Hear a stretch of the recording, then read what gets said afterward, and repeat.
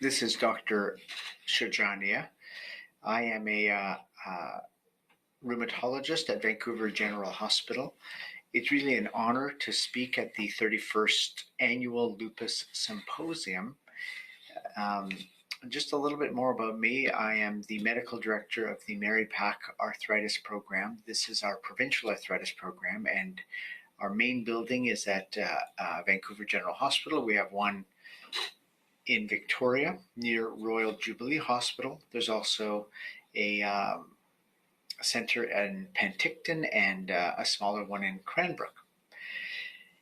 At the Mary Pack Arthritis Program, we have a lupus clinic. It's run by Dr. Jennifer Reynolds. Also working in the lupus clinic is Dr. Antonio Avina. He's mainly doing research, but he also does some clinic time. And he's currently in sabbatical in Spain. We also have Dr. Neda Amiri working in the lupus clinic, Dr. Ken Blocka, and more recently, Dr. Azine Ahrari. And all of them are excellent physicians and interesting. They have all, in fact, 22 rheumatologists have also been working on the COVID ward at Vancouver General Hospital. So what I wanted to talk about today would be approaching lupus diagnosis, which I did last year, but I'm going to do a shorter version and hopefully have more time to answer questions in the Q&A later on. I'm recording this at VGH right now, and I'm on call, so I may have to pause and restart. But I also wanted to start about and talk just a little bit about COVID and lupus. I think we get a lot of questions about that. And in general, I just want to say that lupus by itself is a slight risk for COVID complications, but it's really the manifestations of the lupus that increase your risk. For example, if you have severe lupus with kidney involvement and you're on prednisone and immune suppressive medication, then you definitely have very high risk of COVID complications. If you have mild lupus, simply on hydroxychloroquine, for example, with no major organ involvement, your risk is probably a little higher, but not significantly higher than the general population. Other risk factors for lupus, other risk factors for complications of COVID stay the same. High blood pressure, smoking, obesity, pregnancy, diabetes, those remain significant. And I think out of the medications for lupus, the biggest ones that cause COVID, that increase COVID complications are prednisone or any steroids, mycophenolate mofetil, which used in transplant and lupus flares, and maybe some, and the biologics, if we're using the biologics. Azathioprine probably puts you at slightly increased risk. Methotrexate probably puts you at slight increased risk. In British Columbia, you're considered clinically vulnerable if you take any of those medications apart from hydroxychloroquine. So that means you get faster access to the booster shots. You may get a third dose rather than a booster, which is a higher dose. Regardless, all lupus patients should get their their COVID vaccinations. All right, so now I'm going to move into my presentation. Hi, it's Dr. Shojania again. This is now my presentation on how to diagnose lupus. And really, it's about the balance between overdiagnosis and underdiagnosis. I have no disclosures. I do not receive money from any pharmaceutical companies, and I don't receive any consulting fees or any indirect or direct support. So I'm just going to go through 4 cases, and really you're going to be basically thinking about it from a physician point of view and whether this patient has lupus. So the first case is Nadine. She's 34 with Raynaud's for 4 years, which is the color change in the fingers. joint pain in the wrists and fingers, rash, hair loss, and blood tests that show a low white count, low lymphocyte count, high anti-nuclear antibodies, low complement, which is part of the immune system, and some kidney issues. She was fine until her Raynaud's started until about a year ago. She has read about lupus. She's hoping she doesn't have it. And when I see her, or when you see her, she comes in with her husband for support. This is photos of her hands and her rash, really on the face, very pronounced. It's the finger color changes are present there. You can see the Raynaud's, different colors, white, blue, red. Is it lupus? They ask you, and after you go through everything, yeah, you think it is lupus.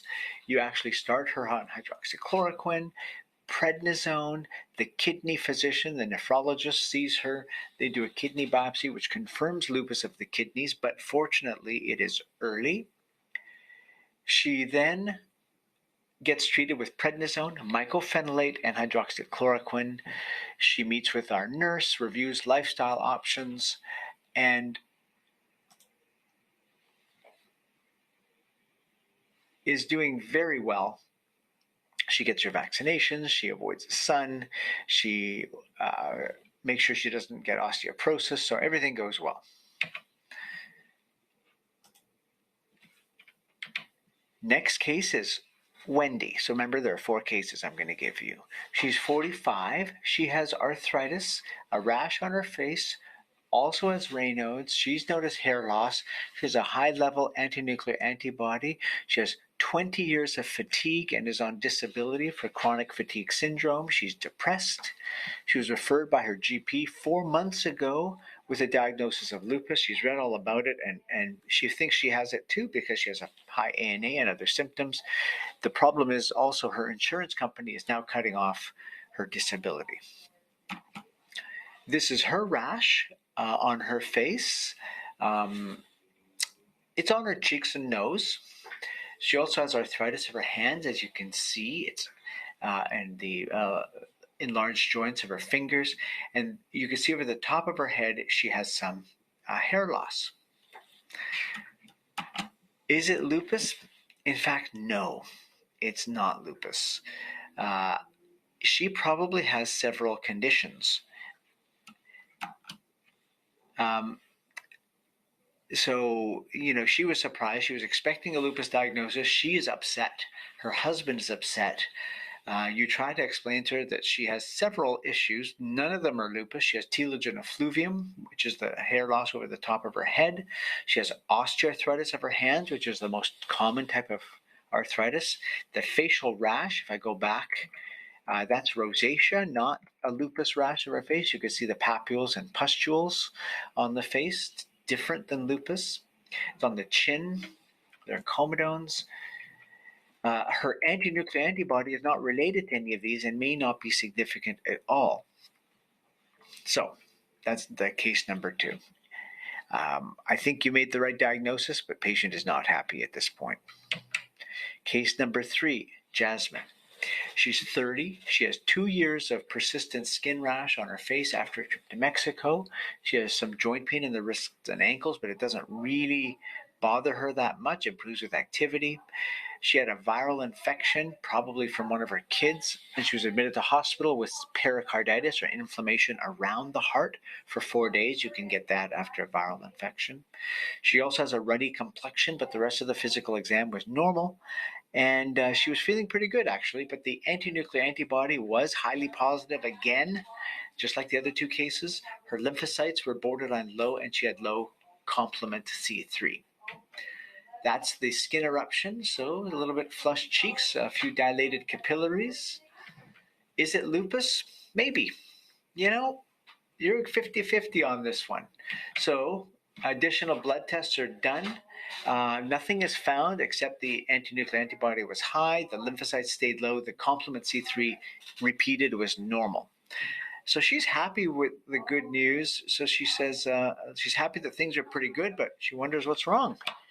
So how do you respond? You say, yeah, you have lupus, but it's mild. Do you start medicine for it? talk about quitting smoking and all the healthy activities, you say, no, don't worry, it's not lupus. It's probably post-viral. It's all good. Go live your life, but quit smoking. Or you say, maybe it's lupus. I'll see you every quarter for a year and see if everything is okay. Talk about healthy lifestyle choices. I don't know. That depends on what kind of doctor you are. Here's what you did. You said, yes, it's lupus. And you started hydroxychloroquine. She quit smoking. She's protected from the sun. She made some lifestyle choices. She decided not to have kids. Maybe, you know what? Maybe she's lupus. She didn't want to have kids, though you can have children with lupus, obviously. She stops running outside. She's more focused on her health. She avoids taking a job in the United States because of health insurance worries, and now she can't get disability or life insurance anyway because of the diagnosis. Cut to 15 years in the future. She's happy. She's been taking the hydroxychloroquine, getting her eyes checked. Her rheumatologist, you are retiring. She sees another rheumatologist. This doctor reviews the initial diagnosis and the 15 years of nothing else. Questions the diagnosis. Did she have lupus 15 years ago? If yes, maybe it's gone into remission. He wonders about stopping the hydroxychloroquine in case she flares. But she's worried about doing that. Okay, fourth and last case, Klaus. 65-year-old man with malaise, feeling unwell and fatigue. He gets a rash, joint pain, and pleurisy, or pain with breathing. He takes no medications. He has anemia, a normal white count, normal liver and kidney function. He was checked for cancer and infections, but the anti-nuclear antibody test was high. This is his rash on his arm. In the X-ray, you can see he has fluid on his lungs here and here. They wonder, is it lupus? You say, probably not. It's not common in men, not at that age, not classic features. Let's watch and wait. And it's not enough fluid around the lungs to drain it. Let's see how he does. 3 months later, you're on call, like I am right now, and you're called to the CCU, and he was admitted with fluid around the heart. It was drained, and the skin biopsy was done at that time, and it was classic for lupus. The kidneys and organs are fine. You apologize, and you start him on hydroxychloroquine. You give him some prednisone, and you diagnose him with elderly onset lupus, which acts a little different than young person lupus. So we have 4 cases. We have Nadine. At the first case, you treated her and you were correct. The top is what's true, and on the side is what's what you diagnose. So top left, Nadine, true lupus, you were correct. You treated her and she did okay. All right, let's go to the other time you were correct. Wendy, she didn't have lupus. You did not diagnose lupus, and so she avoided going on medication. She has to treat her rosacea. She can treat her alopecia and her osteoarthritis she can manage. All right. But look at Jasmine and Klaus. You were 50-50. You got 2 right and you got 2 wrong. Klaus actually had lupus, but you missed it for 3 months. What are the consequences? Jasmine actually did not have lupus, but you diagnosed it anyway. What are the consequences? This is what I ask my students. Are you an overcaller or an undercaller? So are you more likely to commit to a diagnosis in a clinical situation compared to another doctor? Or if you're an undercaller, you're less likely to commit to a diagnosis. Or I ask them, do you make both types of mistakes? Or I ask them, do you never make any of these mistakes? Obviously, if they say they never make mistakes, that would be worrisome. Most students are overcallers. As you get older and a bit wiser, maybe, you start to become less of an overcaller, but you run the risk of becoming an undercaller, I think. Or you make both types of mistakes, like I think most of us do. But what happens in the long term in these 4 patients? So Nadine and Wendy, that's fine. You did the right thing there. But Klaus and Jasmine, you were wrong. So what are the consequences for Klaus? There was a 3-month delay in the diagnosis, and he ended up in the coronary care unit. So that was not good. But what about and we always worry about making that kind of mistakes, missing something. But what if we get it wrong? Like Jasmine, she was on decades of medications that weren't needed. She decided not to take that job in the States. She decided not to have kids, in part because she has lupus. So, I worry about those cases because it's hard to pick that mistake out. But what was the most difficult case? Maybe it was actually Wendy.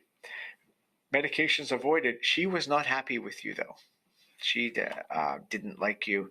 Her husband didn't like you, and they wrote a nasty comment in a doctor's online forum.